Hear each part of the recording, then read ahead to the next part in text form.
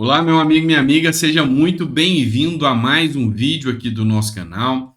Nesse vídeo, a gente vai dar continuidade no vídeo anterior de ontem, das 9 horas da noite, porque não deu para abordar todos os temas aqui. Então, a gente vai dar uma continuidade aqui e tentar trazer agora mais temas de uma forma mais sucinta para você entender um pouco mais, tá? Só para você se situar, dia 24 de janeiro, tá? Esse é o nosso primeiro vídeo do dia. E a gente segue aqui trazendo as informações. São as notícias que ficaram de ontem, sem serem ditas durante o vídeo, e mais algumas coisas que aconteceram durante a noite que a gente separou para vocês. Combinado?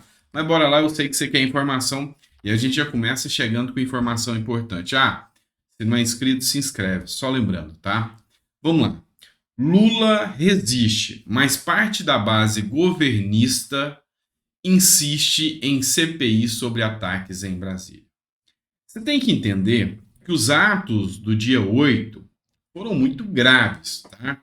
Atos considerados antidemocráticos e realmente muito graves. Invadiram a sede dos três poderes, depredaram o patrimônio público. Isso é coisa de criminoso, sem sombra de dúvidas. Só que tem uma coisa: parte da ala apoiadora do ex-presidente Bolsonaro alega que houve infiltrados. Outra parte, como o próprio senador Marcos Duval, alega que Lula sabia e deixou acontecer para se beneficiar, assim como também Romeu Zema, que nem era apoiador do Bolsonaro por completo, mas alega também esse acontecido. O fato é que Lula não quer que aconteça essa CPI de forma alguma. Só para você se situar, a CPI vai acontecer porque a ex-candidata a presidente e senadora, a Soraya Tronic, colheu as assinaturas e quer investigar quem é o responsável pelos atos acontecidos em Brasília. E Lula não quer de forma alguma, embora parte da base governista, parte de petistas, ainda querem saber porque eles querem desmascarar e falar que é o Bolsonaro. Já outra parte fala que não, porque Bolsonaro pode sair como vítima da história e quem pode se dar mal nessa é o Dino e o próprio Lula por ter sido omisso nessa situação.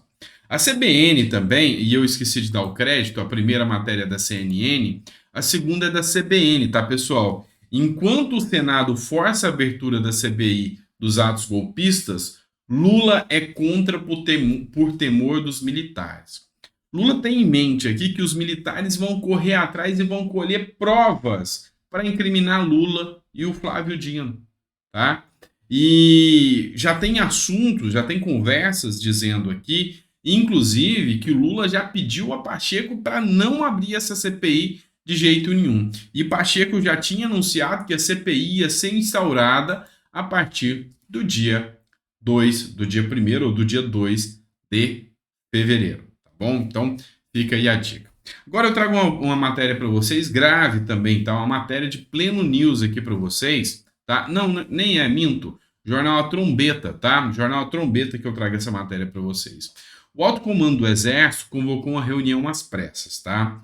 A crise que parecia estar acabando entre o governo Lula e o Exército e os militares, com a nomeação do novo comandante e a retirada do general César Arruda, parecia que estava acabando, mas parece que voltou e a coisa está ficando feia. Segundo fontes aqui da matéria, a nomeação, tá aqui, ó, a nomeação do general Tomás Miguel Miné Ribeiro Paiva para substituir Arruda não foi bem aceita e dossiês dos militares já começam a circular entre os militares.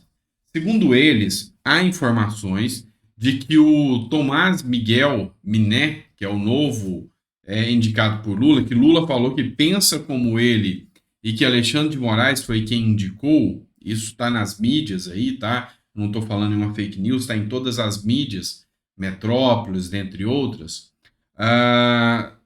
dizem que ele fraudou processos licitatórios para facilitar para a própria família dele, ou seja, alegam aqui casos de corrupção sobre ele e que os militares estão preparando um dossiê para derrubar também o Miguel Miné Ribeiro, que já declarou que vai correr atrás da prisão dos militares que participaram dos atos antidemocráticos ou que facilitaram no dia 8 de janeiro. Beleza?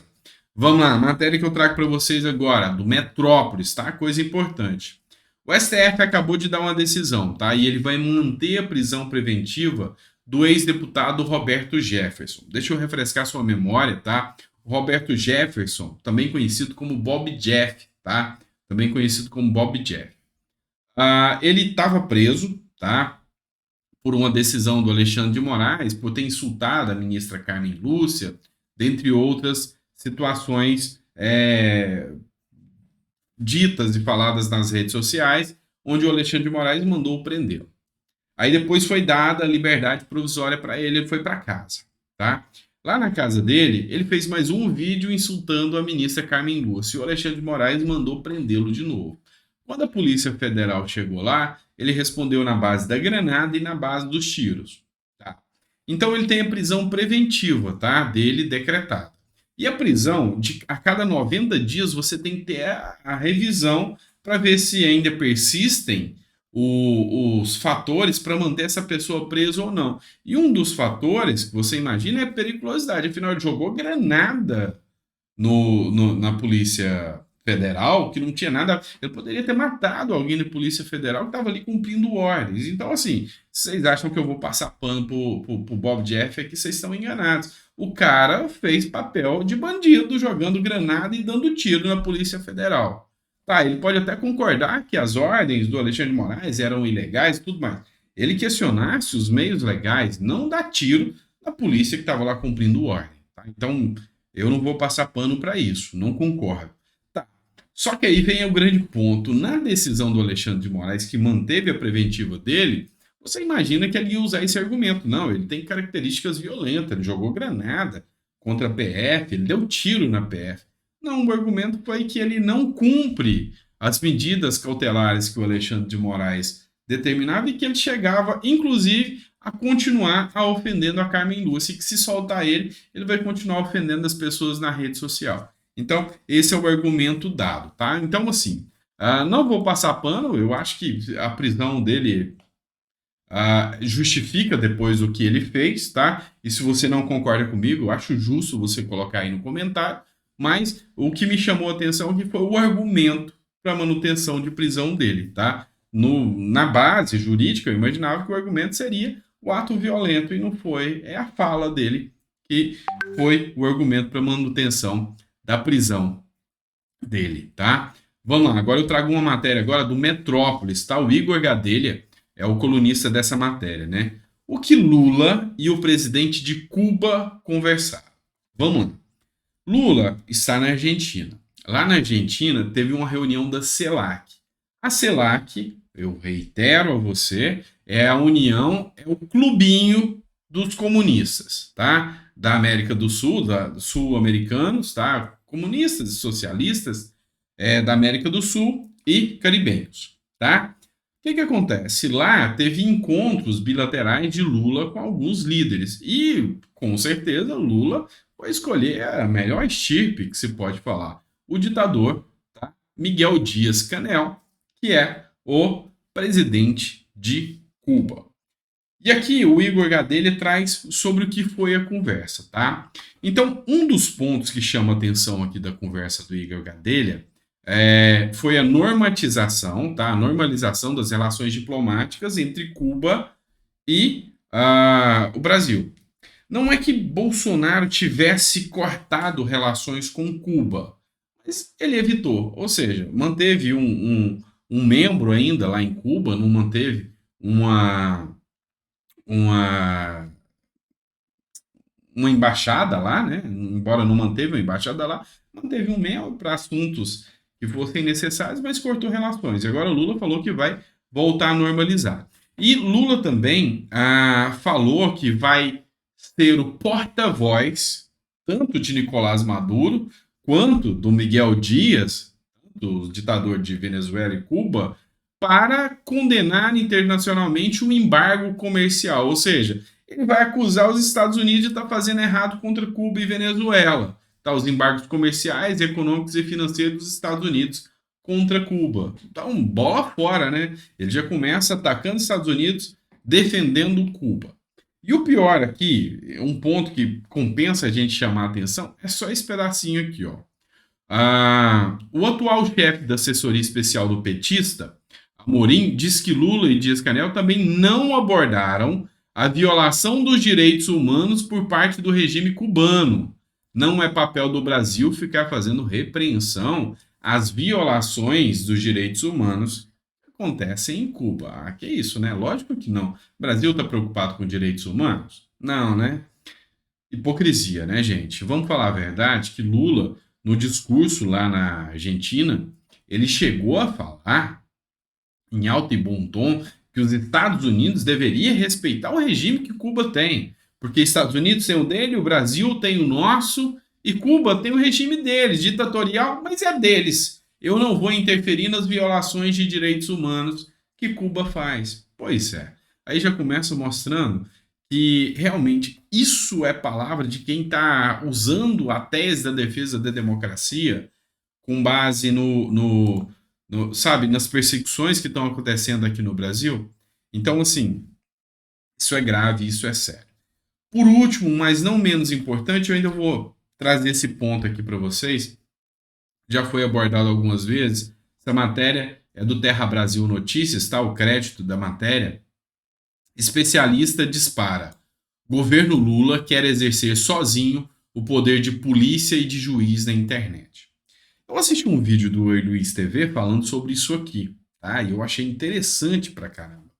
Porque isso aqui foi um tapa na cara do STF. Ele tá tirando atribuições do STF e trazendo para dentro do governo. Isso é inconstitucional, não tenho dúvidas disso. Mas assim, ele está tirando atribuições, porque agora ele vai ter o poder de censura sem precisar de uma decisão judicial, coisa que ele fazia antes. E vamos lembrar, lá na Argentina também, ele chegou a ofender o STF de tabela, falando que o governo do Temer era um governo golpista. Vamos lembrar que tem um dedo do STF nessa história, tá? O afastamento de Dilma passou pelo crivo do STF, que concordou no afastamento e no impeachment de Dilma pelas pedaladas fiscais e por crime de responsabilidade acontecido. Então, aqui, o que a gente tem? A gente tem uma violação nítida da Constituição por parte do governo Lula, querendo exercer o papel de censurador da internet. É simples assim. Então, para você que falava que era delírio dos bolsonaristas ou dos patriotas a preocupação da aproximação de Lula a um regime mais comunista, mais ditatorial, só não vê quem é cego ou quem não quer ver. E o pior cego é o que não quer ver, né? Para falar a verdade. Porque está explícito. Alinhamento com Maduro, alinhamento com Miguel Dias, alinhamento com ditaduras, defesa das violações dos direitos humanos naqueles países. Pois é, algo de errado não está certo. E como eu brincava sempre aqui com vocês, Brasil, se antes era o país que o poste fazia xixi no cachorro, eu acho que agora já tá muito além disso. Né? Tá grave a situação, tá bom? Tá muito grave a situação. Ficou até o final do vídeo? Peço a você para deixar o seu comentário concordando ou discordando do que eu estou falando aqui. A democracia, um democrata age assim.